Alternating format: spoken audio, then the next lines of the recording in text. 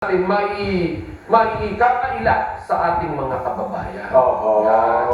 Tsaka isa pa problema dyan, kung sa resulta ng eleksyon, nag-survey din sila talaga na kung payag ba ang suportado ba ng taong bayan ng impeachment. Oo. Mahigit ka lahat yan nagsabi din ayaw din eh.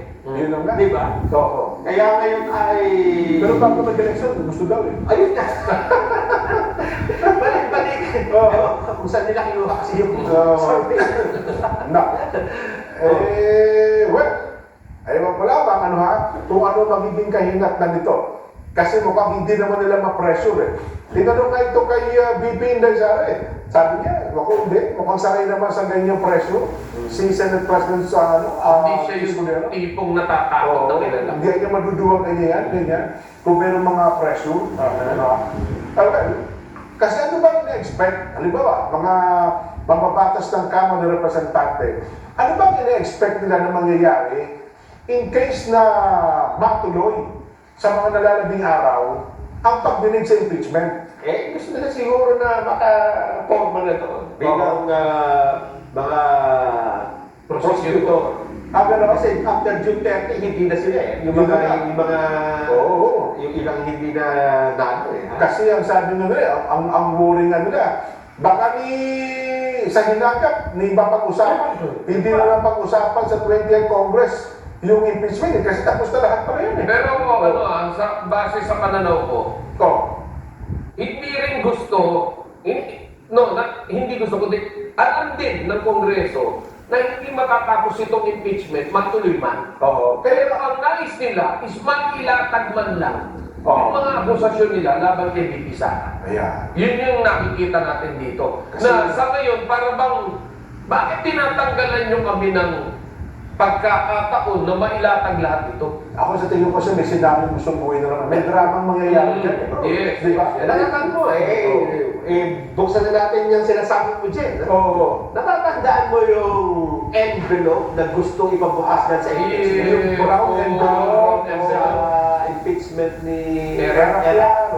Pangulong Erap. At doon ayaw yung pabuksan dahil labag sa batas, sa procedure. Ang nagsalita ko dati, David sa kanin, Pimentel eh. Di ba? Yes. Justice, Chief Justice noon, David eh. Nanawagan sila. Doon na sa EDSA time. Yun na ba? Nagkaroon na ng drama eh, di ba? Nag-walk out yung mga prosecutors kasama si Nagsayaw naman yung... Sintesia Aquiloreta. Yun Di ba? Oo. Kaya nga ako sa tingin ko, parang pag natuloy ito, May drama lang na may drama na nangyayari dito.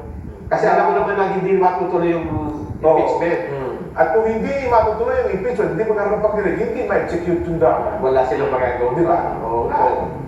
Gaya na sabi mo, yung Erap na yun, nagkaroon ng drama, di ba? Nagpunta ang tao sa EDSA, nagkagulo. Ayun na, nagpalitan.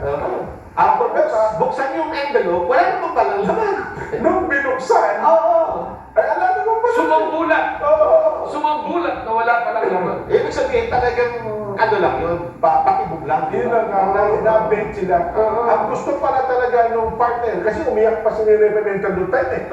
Tapos umakyat sa podium si Senador Franklin Dulon at niyakap. Nagyakapan pa sila doon eh. Ang ganda nun, parang may nakita ko. Nag-iiyakan sila doon. Oo. At tapos sabay-sabay na tumayo yung prosecution team. Nag-walk out palabas ng Senado. So sa kabilang banda, hindi mo rin masisisi si Senate President Jesus Cordero. Na baka iniisip niya, mga kababayan, ayaw niyang magamit ang Senado sa isang drama na hindi naman tama.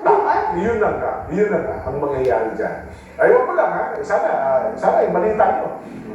Hindi, basta ako, mas gusto kong tama-tama. Kasi hanggang hindi nangyayari dyan. Kasi naman na muli, ay tama pa rin yung Senado. Kailangan mo gano'n, di ba? Gantong tumatagal mo. Sinabi ko na ako na, huwag niyong ipapa-aresto sa ICC si dating Pangulong Duterte. Wala ko, tama. Hindi sila nakinig. Yan ang nangyari sa inyo, di ba? Yun na nga. Kaya ngayon, sinasabi rin natin, pag nag-impeachment kayo, puro drama lang mo makikita natin dyan. Nako.